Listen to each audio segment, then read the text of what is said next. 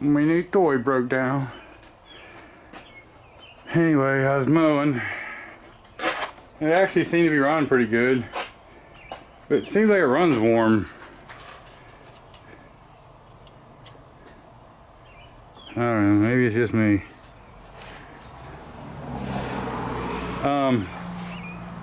But it runs for a long time, it runs good. And then I started having problems. And I got looking right here. I don't know if you can see, before I could see fuel in that filter. And now I can't. So that's telling me that I'm not getting fuel. Pretty smart guy, huh? Anyway, you could see the darkness. It was 2/3 the way full most of the time. And it did this to me yesterday, and I let the set. After everything cools off, it runs again. So I'm suspecting that pump. And I think I don't have nothing right now to fix the pump. So I think, I don't know if I can, that's pretty warm back there too. If I can find somewhere to mount one of them little pumps, them little round black pumps, I might do that. Now, it just started surging and then died. And if I pull the choke out, I bet it'll try to repair.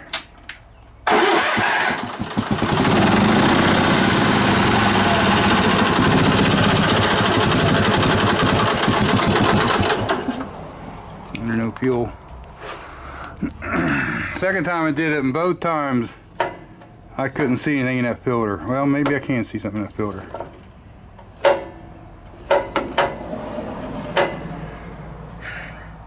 Yeah, the filters is on there. The only way I can see if it's pumping is take the top off.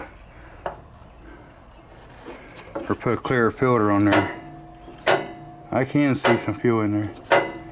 Well, I don't think it's like I was getting. I hate to do that hot, but I'm almost thinking about taking the top of that carburetor off. Because to do what I want to do, I got to take the carburetor part on the side anyway, fuel pump part. You know, you can do what you want, but I close that choke when I take them screws out of there, just in case, and make sure the throttle's closed. That's just me, I guess. Now this is easy. This, I don't know if this is right or not, but this is just snapped in there. I can unsnap that and pull that choke cable out, take the 4 bolts out, pop that off of there. I want to hurry up before it gets cold, and I want to make sure it's pumping. Full of dirt, full of gas, empty. What do you think we're going to find? Placed an order for $550 worth of steel. This is the first part of my order. Brass float, that makes me happy. And looks like we're pretty much dry in there, don't it? Coming in about a week. I like the brass float idea. So I'm going back to, we're having a fuel pump problem. For my liking, I don't want this sagging too much. If I crank it over, it should come out right there. Let me get this down. Actually, let me move a couple things. Actually, no, we'll just crank it over. 1/2-inch angle iron is 4, it's 1/8 inch thick.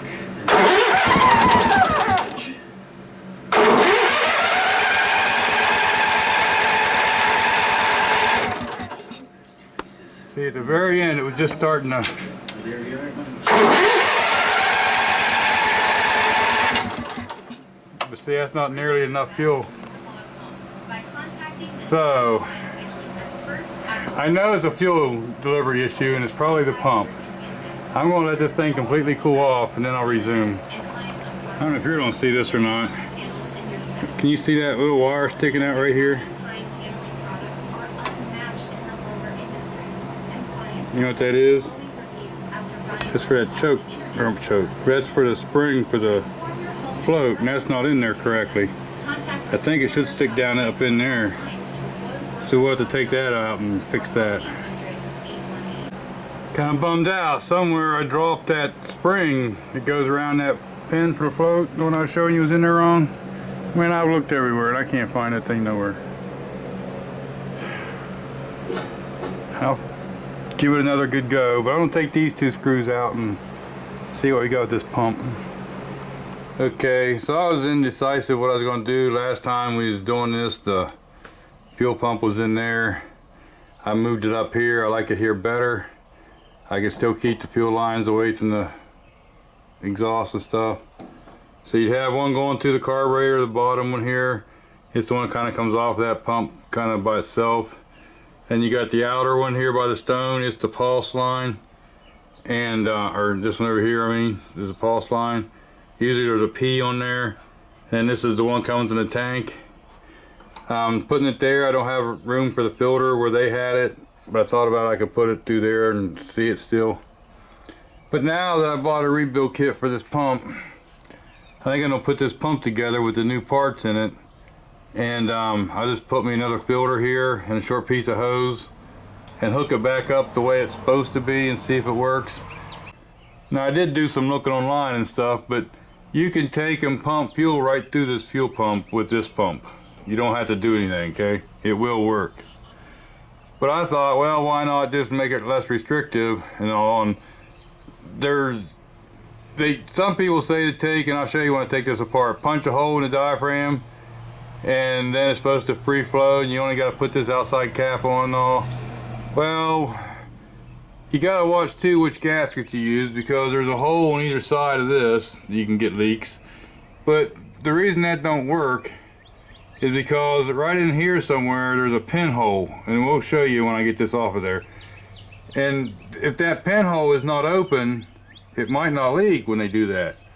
But that's also maybe why the pump didn't work. We'll get into that in a minute.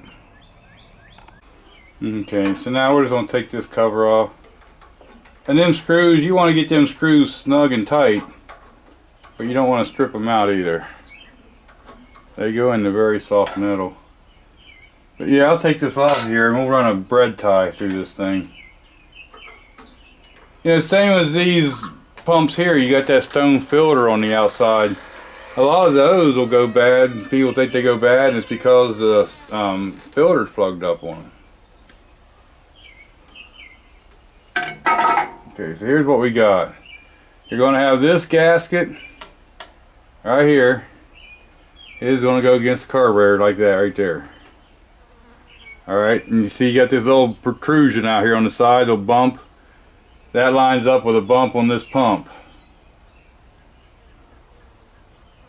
Alright, and the open one for the fuel coming in will be down. Alright, now I just have a block off piece of gasket in here. Problem is, this gasket paper by itself, for some reason I couldn't get it to hold the gas back. Now what you're going to want to do is you got two choices here. This kit, was it Kippa? K-I-P-A? You know, is there a better kit out there other than the high dollar kit? I don't know. I was mainly looking for this. Alright. But here, what they give you here is they give you the diaphragm there and the gasket, another pump body, and this other gasket goes against the carburetor. Now some people say that these are junk and they don't last very long. It doesn't look like it's lined up perfectly well with the little check valve, but you know, it's supposed to work. So do I use the main body from the new kit, or do I still try to use this one? I think I just don't put everything new in there for right now and keep a hold of this one and all the gaskets. And here's that plate, the infamous plate. Alright, now there is a little bit of corrosion on this surface. If you can get that off of there, that's good. If these are all corroded up, that's, you know, clean them too. But if you notice, I don't know if you'll pick it up or not, I can see the whole thing right here. Right above my finger, can you see that little pinhole? Let's get something to stick through there. Because if that ain't open, the diaphragm, see the diaphragm goes right, the spring goes in here, and then that cup, and then the diaphragm. And when it goes in and out like this, it makes an air pocket. You know, it pulls in more air when it comes in this way and has to push the air back out somewhere. So that little weep hole has to be open. So that's why I'm saying you can't just flip these over and where's my gasket? Oh boy. Well, here, let me get that for you. So what they say to do is put a hole in there And then you're going to use this for your fuel line. Alright, your fuel line's going to come onto here. That's almost a tapered thing. I would rough that up or something if I was going to do that. I don't know. But then, if it's like this and you got that hole in there, that means everything behind this cavity, behind this diaphragm, and this here's going to be full of fuel, right? And it's sealed all the way around here, so what's the big deal? That one little hole. Let's see if we can find that one little hole. Was I out of the camera? Sorry if I was out of the camera. Now what I got here is a bread tie with the end of the stuff peeled off of it, so just the wire. I don't know if you can see. There's a hole right here. How about that? Can you see that going all the way through there? So if you're rebuilding one of these pumps or redoing anything, make sure that hole right there is open.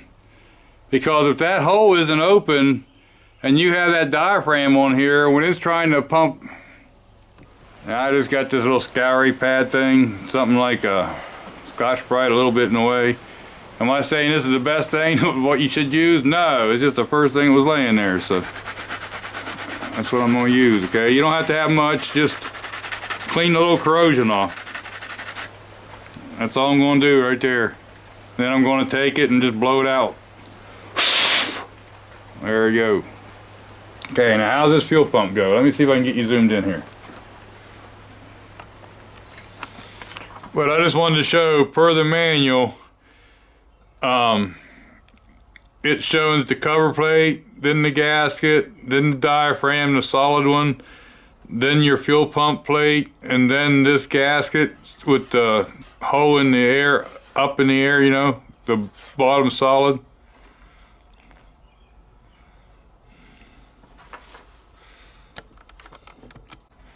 I don't know if you'll be able to see, but you can kind of open it up enough now that you got the two screws in there to kind of look in there and make sure your spring's in the right place. If not, you can always take something small and go in there and just move it around. Try to put it in the center. Again, this last gasket, make sure that you got that bump lined up here.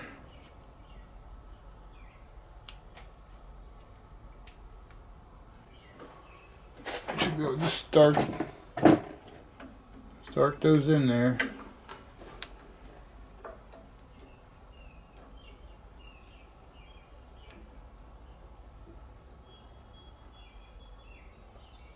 Get them started by hand first.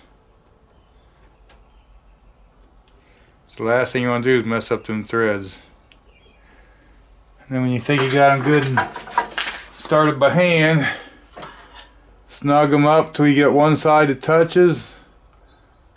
You know, just go a little bit at a time, one on each side. You don't want to crank one side all the way down, then the other. Just go until, like right there, it's just touching, snug. I can't see.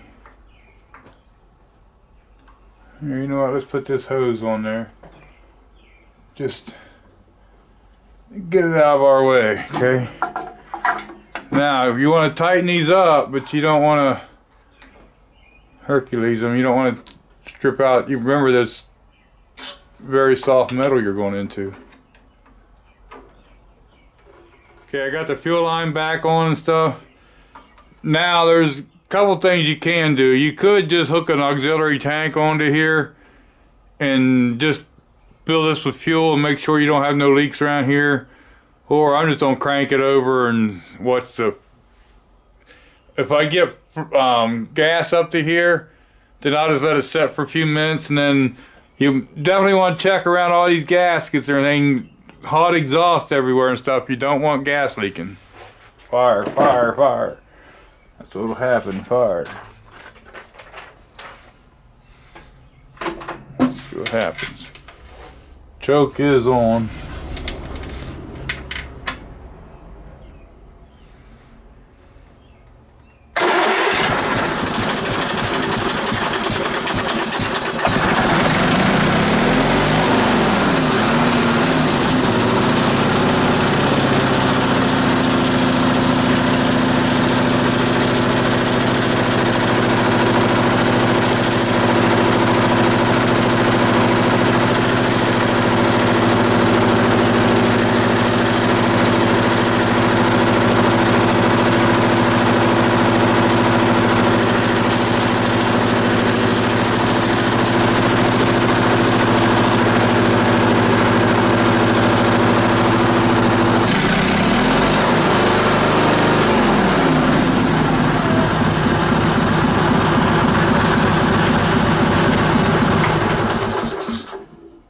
It's interesting.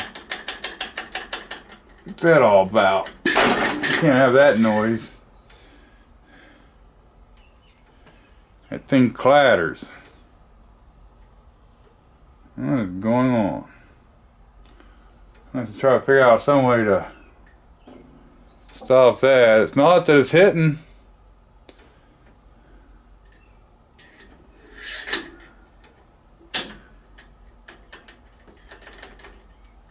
Huh. I'm just trying to figure something out there. I don't like that. But right now, we're good. No leaks. No nothing. I'm going to let this completely cool back off. It's not really that hot yet. But I'm going to let it completely cool off. And let it sit here for a while. And if there is no leaks around all this, then I'll just make sure those 2 screws are snug. And we'll put the air cleaner lid back on and stuff. And I like to put a little bit of blue Loctite on them screws. Now once I get this, because I was messing with that carburetor, once I get this thing running and get it outside and stuff, after it gets warm and I mow with it for just a few minutes, you know, I want the engine up to operating temperature, then I'll adjust those mixture screws a little better. Because I know they're out because I was messing with them when it was running bad, trying to help fix it. You can't see it, but that dipstick, as it runs, bounces up and down. And I don't have an O-ring big enough, so I just kind of did this for now out of cardboard. This is my second one I'm putting in there. It's like 1.25 inches on the outside and about 3/4 something on the inside. And it don't have to be exact. You can see I'm not exact. But I think what I'm gonna do is try to get 1.25 inches or 1 3/8 fat O-ring and put up in the dipstick tube. Or the dipstick. See, you see where I put that one in there now. But I think if I just put an O-ring in there, I think that'll fix the problem. One made it tighten up, so we're gonna try 2.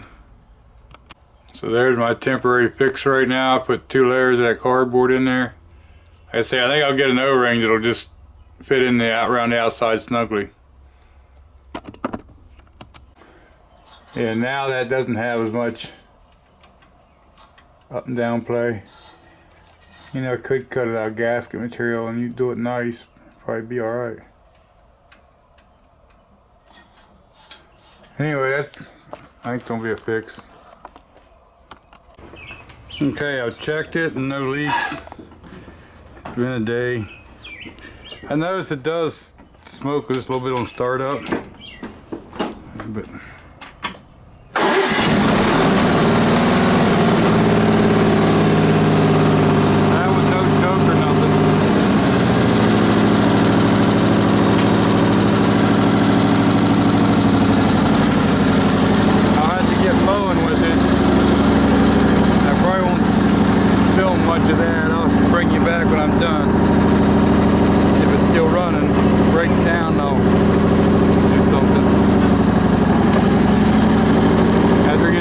adjust that carburetor a little bit.